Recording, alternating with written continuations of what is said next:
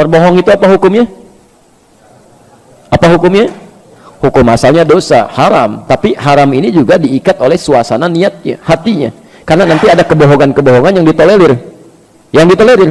Misal kebohongan dalam bentuk tadlis. Tadlis itu bukan niat bohong, tapi memalingkan satu perkataan yang tidak sama dengan apa yang di hati untuk menghindari satu keburukan yang dalam. Ya, misal. Ingat, kamu nggak boleh bohong sama istri. Udah janji. Iya. Jadi kamu tahu nggak? Ada satu bohong yang diperbolehkan. Itu bohong sama istri. Kata siapa? Abu Syihab yang berkata, aku tidaklah mendengar sesuatu yang diberi keringanan untuk berdusta di dalamnya, kecuali 3 perkara.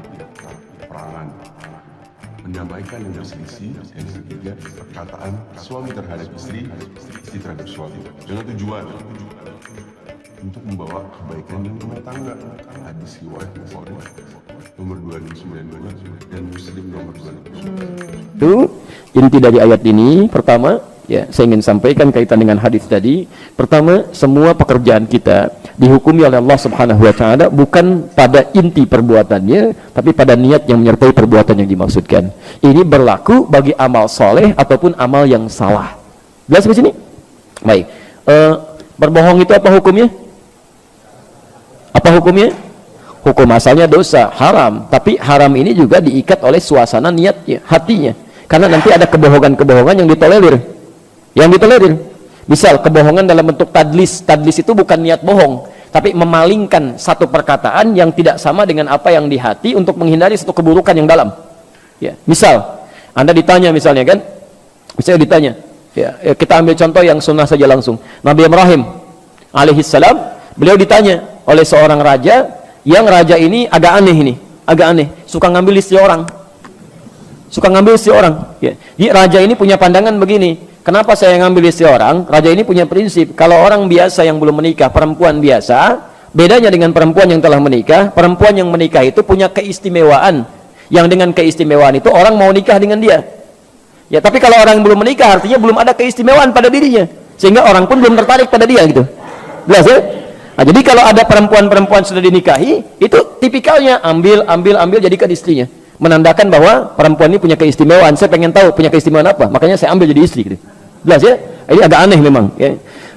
Yang terjadi kemudian, Nabi Ibrahim dan istrinya Sarah, Sayyidah Sarah datang ke tempat itu. Apa yang terjadi? Ditanya, ini siapa? Jelas ya? Nabi Ibrahim tahu kebiasaan raja ini, tapi kemudian beliau, ini bukan dusta, namanya tadlis. Beda antara tadlis dengan dusta, lain ya. Dibelokkan maknanya. Kata Nabi Ibrahim, hadhi ukhti, ini saudari saya. Baik, padahal itu siapa? Istri beliau. Tapi jawaban beliau, saudari saya. Dalam hati jadi niat yang mengatakan, ukhti fil Islam, saudari saya dalam Islam. Bukankah semuanya saudara dalam keislaman? Jelas ya? Saudara dalam keislaman. Ya, tahu dari mana? Al-Quran surah ketiga Al-Imran ayat 103 itu, fa asbahtum bi ni'matihi ikhwana. Ya, dengan nikmat Allah Anda semua jadi bersaudara. Wa'tasimu bihablillahi jami'a, berpegang teguhlah pada tali Allah. Jadi kalau persaudaraan kita ingin kekal, ikat dengan iman karena Allah Subhanahu wa taala. Anda bersaudara karena materi, berteman karena materi, materinya hilang, putus hubungan pertemanan itu.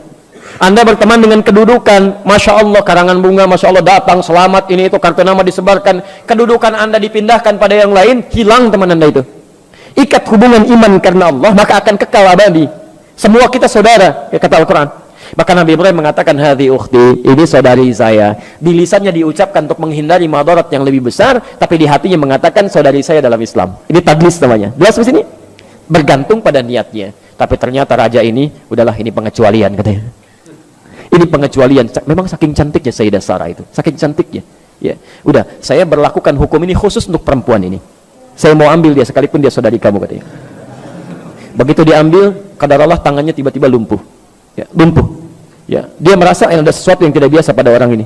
Kata raja ini, tolong mintakan pada Tuhanmu, mintakan supaya tangan saya bisa sembuh lagi, saya nggak akan ganggu. Nabi Ibrahim berdoa, sembuh lagi. Tiba-tiba mau ngambil lagi. Ya, lumpuh lagi sampai 3 kali. Pada yang ketiga dia katakan, saya berjanji dengan sesungguhnya saya tidak akan melakukannya lagi. Tolong ucapkan lagi kalimat tadi.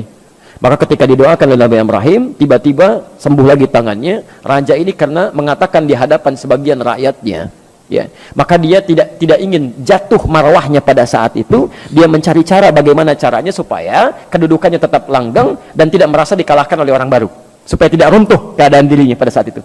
Maka dia katakan di hadapan rakyatnya, kumpulkan semuanya. Ya, dia cari tipu muslihat. Oh, saudara-saudara sekalian, telah datang 2 orang kepada kita, tapi ini kayaknya bukan makhluk biasa, ini jin kayaknya, katanya. Ini jin. Buktinya begitu saya mau pegang, tangan saya bisa lumpuh. Ya, ini bisa jadi madarat bagi kita semua, jadi sumber kerusakan. Kita harus keluarkan orang ini dari tempat kita.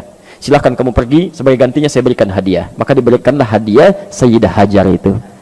Maka dibawalah Hajar sejak saat itu mendampingi perjalanan Nabi Ibrahim dan istrinya Sarah. Jelas sampai sini?